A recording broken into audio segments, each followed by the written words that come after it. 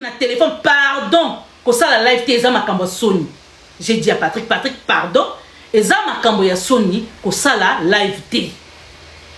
Patrick a le bingana ko ça la live ngala ato ça live lambalia na ko yati. Mes amis, live et bandi lobby. Écoutez-moi bien pour les gens qui sont intello, ba vous comprendre, ba zoba ba vous comprendre.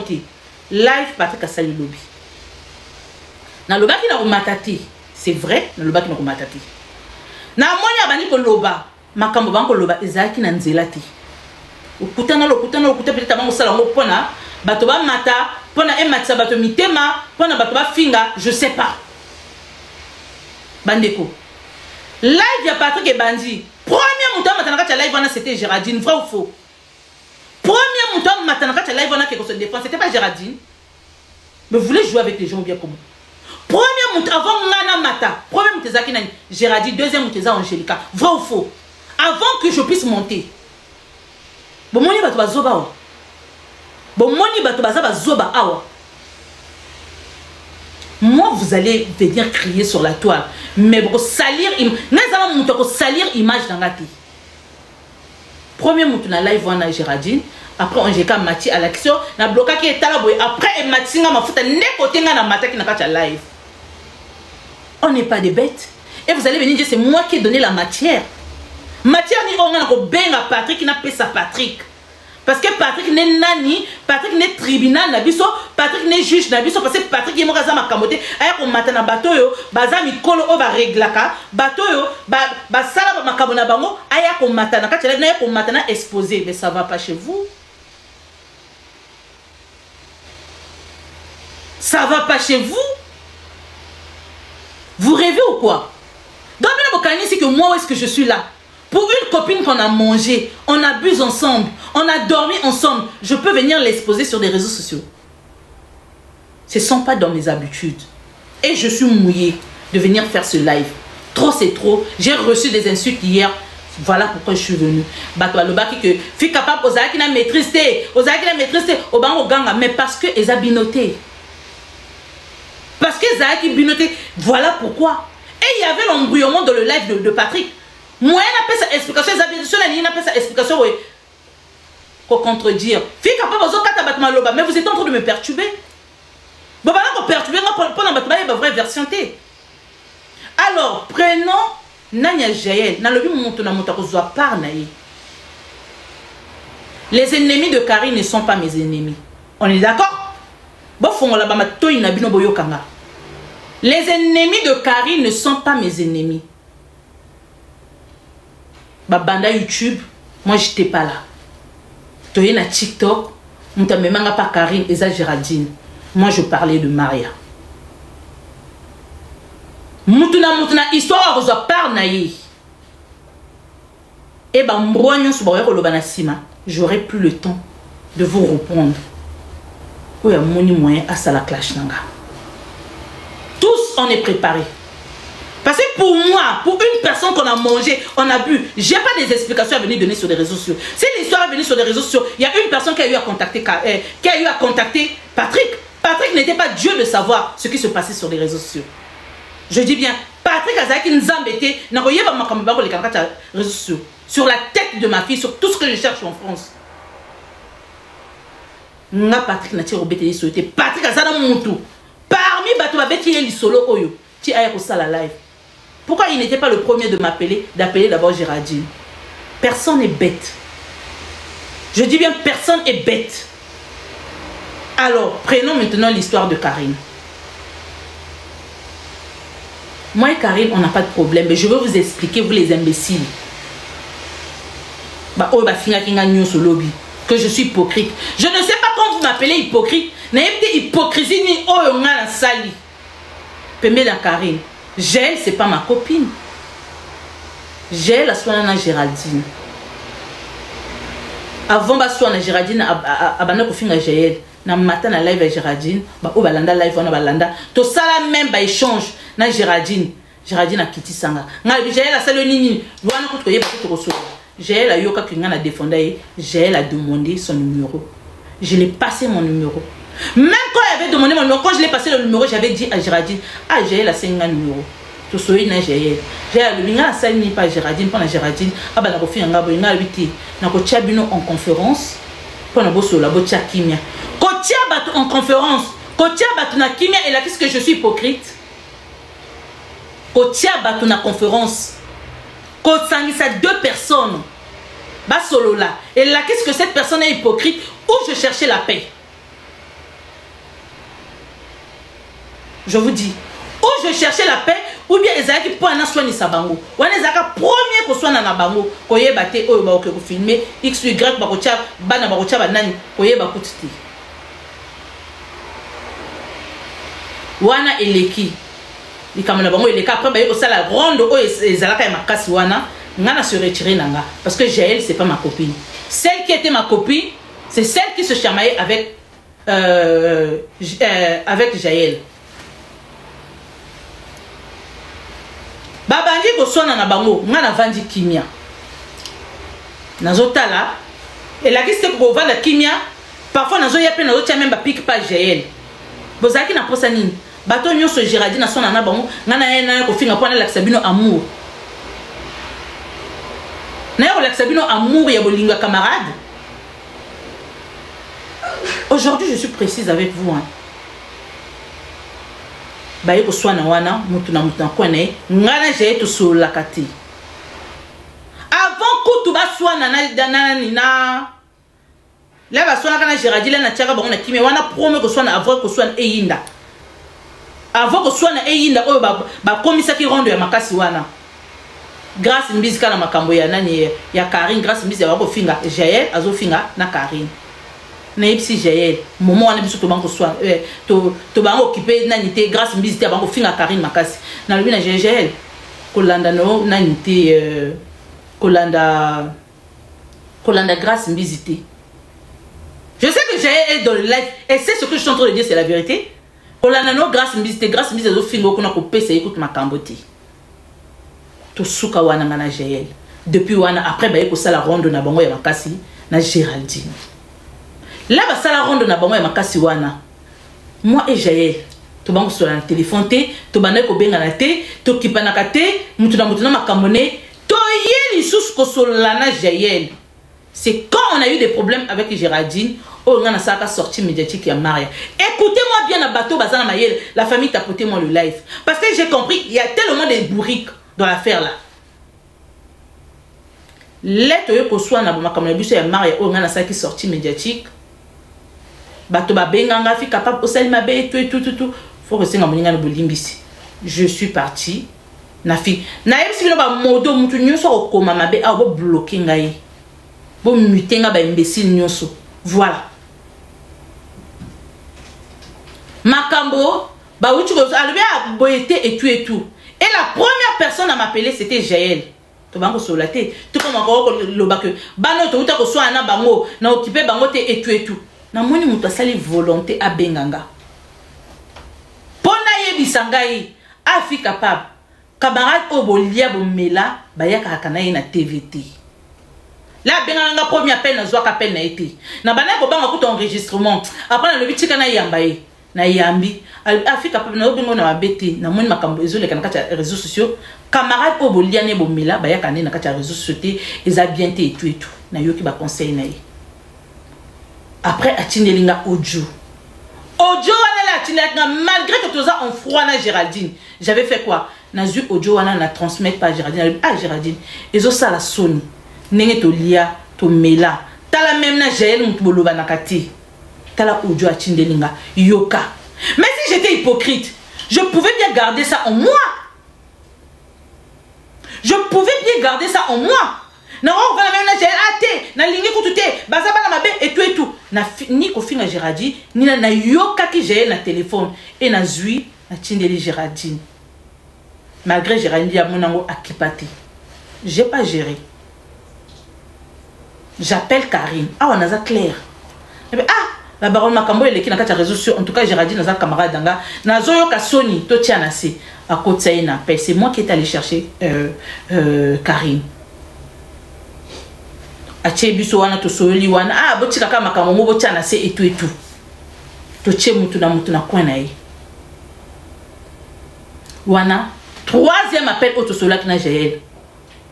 Quatrième appel ne o na mona ke Jaël parce que ngana jiradi to so na biso souté mutuna mutuna kwa na yi. Muta benga pesa nga conseil. Na moni vidéo ezaka na TikTok so to moni mutu ba fingi to moni vidéo to lobaka toujours. Ezaka mutu moko ta mona vidéo oza camarade ou bien oza grand ou bien oza mutu moko ou bien connaissance au moni eloko moko boy. Si tu estimes la personne tu dois faire quoi?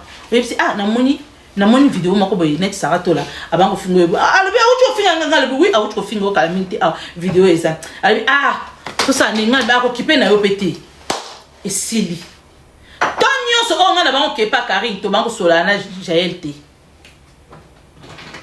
Tonyo so on na ba ko kepa Karine ben nemi a Karine bazaki ba ta téléphone na ngate. To tira ko sololana bango té. Jaël elle est consciente quand je partais chez Karine, to tira ko sololana Jaël na téléphone té. To refaire ko solana biso na likambo oyo. To bandaki ko sololate oh bato bazo ya ko loba que on est ko tela poison par mutu batila que ozala qui envoyé to bandaki ko solola na Jaël T et Jaël n'est pas ma copine. On est d'accord? Jaël n'est pas ma copine.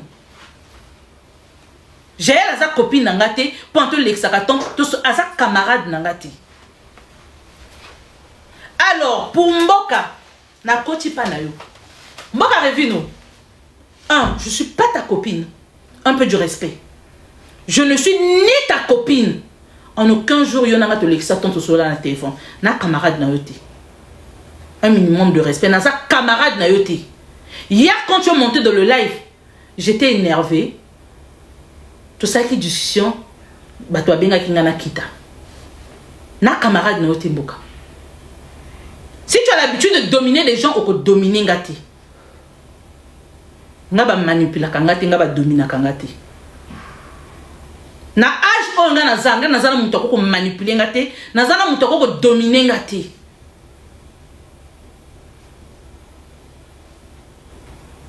Moi quand j'étais auprès de Karine na l'accès bino j'étais vrai, mais les ennemis de Karine ne me concernaient pas.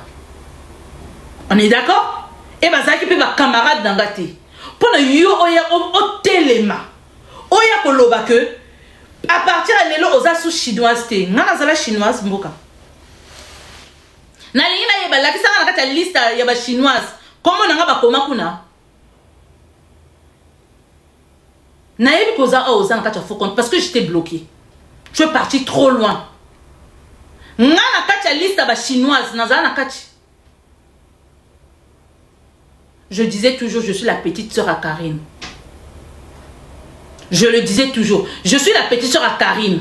Nabana koloba toujours bongo. Leka Karine. So mon la vidéo na. Leka Karine. Ata pas fali ba warrior bazalaka na F victime eza. Cause la fan eza cause la chinoise té. On est d'accord? Cause la fan à mutu tu n'es pas chinoise parce que dans la liste des chinoises, j'étais pas là. Et payer le billet aller dans les manifestations de Karine parce que c'est une personne que j'ai aimée. C'est une personne que j'aime. Parce qu'il y a des gens qui c'est une personne que j'aime. Si yo zoya ko loba, nga la général ma pinga na lobby que à partir à l'élo, ben mboka wana ko loba pa na ngobi ko loba pa ba chinoise. O commandé nga mutu mama obima boy na reglaka. O commandé mama lokola nga mutu na regla. Na bimisa mwana na mokili o recommandé nenga. Moi on ne me manipule pas. Mais je sais respecter des gens. Et j'ai pas de problème avec Karine. On est d'accord? Je sais respecter des gens. Et j'ai pas de problème avec Karine. Et na liste ba chinoise ya ko laksanga registre d'appel. Oyo ba ko epele ba tsoko ba ni ko benga. Fille capable. Oza na poste oyo, oza ka chinoise eza wapi?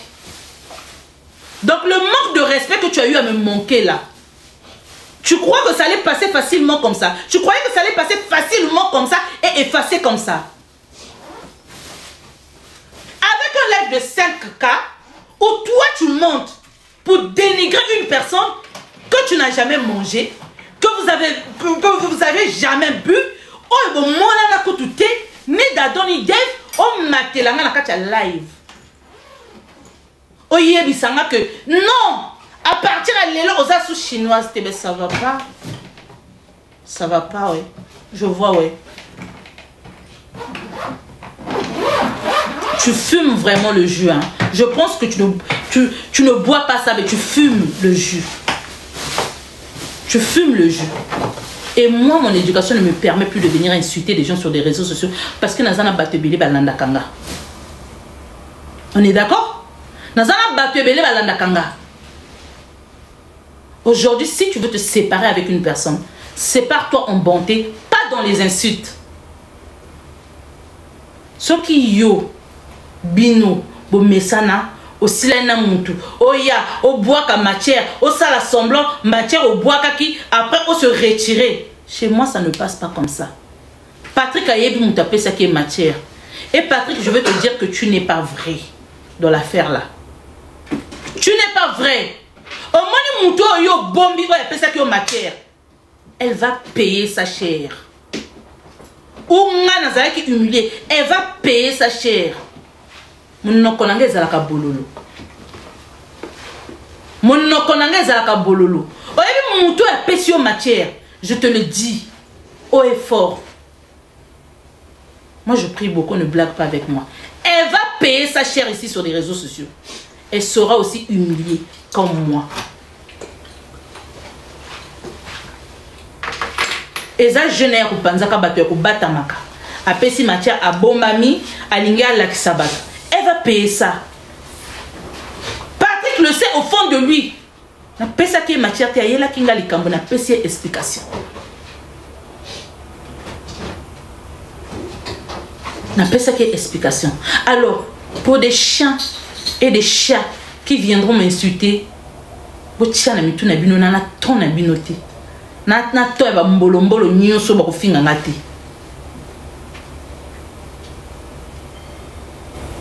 Na ba oba utko ya sika, na ton wana ti. Bantaba nyonso ba hôtel ma ba finga en désordre. Boya fi capable son papier, fi capable boy.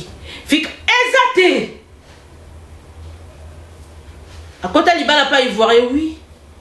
À côté libala oui, à côté libala pas ivoirien, à boya ne ba jeune nazo mbala koko oui. Nazo mbala koko na boya ba jeune parce que pas ba jeune. Na mo expliquer bino. Ya si que ça te boya nango obino. Exacté, j'assume tout. À côté libala pas ivoirien oui, à côté libala pas ivoirien, apona papa koko parce que à boya ko va na ba jeune tout passe.